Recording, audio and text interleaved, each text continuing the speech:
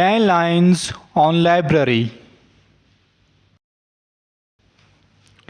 Library means a place where book is kept. This term has derived from a Latin term, liber, which means bookstore.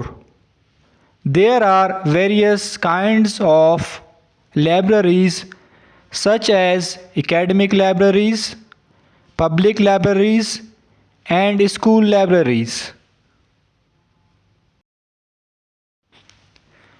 Library is essential in every school.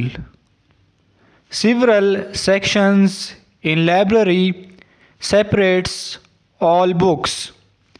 We should follow the discipline in the library. Eating is prohibited in the library.